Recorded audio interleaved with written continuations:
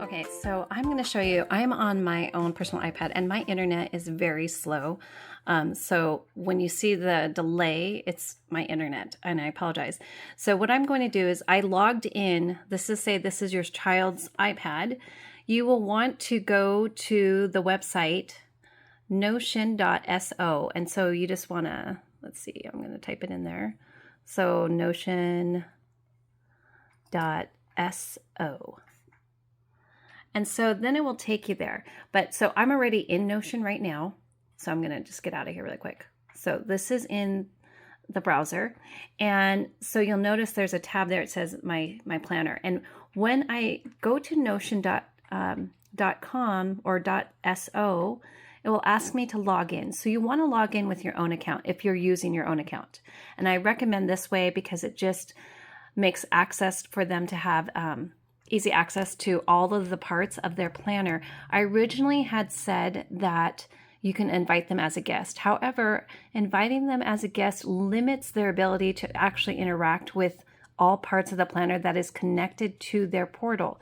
So this is the best way that I came up with to keep them from having to access other parts. So here's the main page, which is what you don't want them to have. But right now we're going to start with there. So I'm going to come up here and I'm going to look for portals. And part of the reason I don't recommend this on iPads is because of the way that it's viewed on the iPad.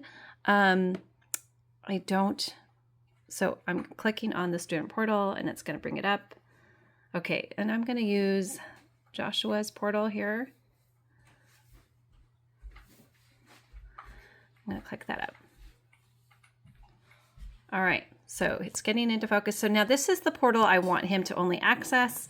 And so what I'm going to do is up here is I'm going to do the Apple sharing thing. And let's see. So I'm going to share it. It's just going to take a second here. Just clicked it. Okay.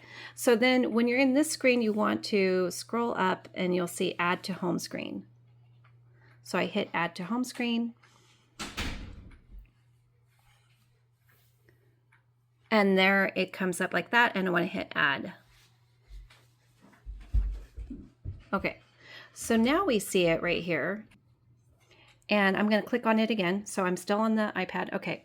It's going to come up and it's going to open up your iPad.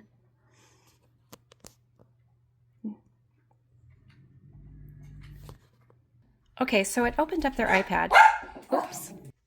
All right, so I'm here now. It opened up the page. So what I want to do is to make sure he doesn't have access to the remaining. See at these here little bars, he can still touch those, but he most likely won't interact. My son wouldn't. In fact, they haven't. Whenever they only just stayed into their own portal. So, but you want to make sure they don't have access. So you click this little sidebar up here, this white one.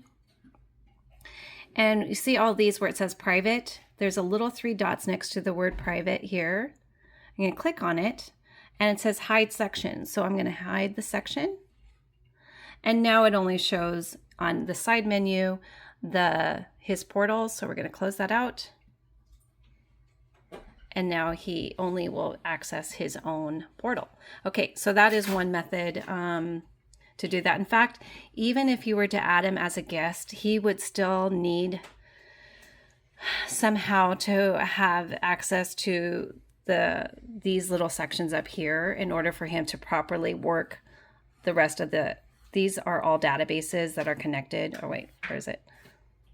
So like right down here. This assignments, it's connected to the main part of the section. So, but like I said, I've never had my children have to go outside of their portal unless it's related to their portal. So like for their book assignments, like for these courses, they would go there, or if they had a reading log in their library, they would click on this. So these would only pertain to their portal section. So hopefully that will be a workaround for you, and you won't have to create a separate Notion account, because even in creating a separate Notion account, like I said, they would still have to have access to the whole planner in the sense that it's all connected, but not necessarily see it. And so this is a way that I am telling parents, if they have an iPad, This is a workaround. And it's not ideal on iPads. And so I apologize if you were thinking that it would be the best format. I mean, I can see everything on there, and this is great for if they just want to, and they can just check off items, but for actually filling out and typing anything, it's not a great method to use, but definitely something that they could use for just viewing their daily assignments and accessing all their courses. So let me know if that is something that would help for you. Yeah, hopefully that will help. Thanks for watching.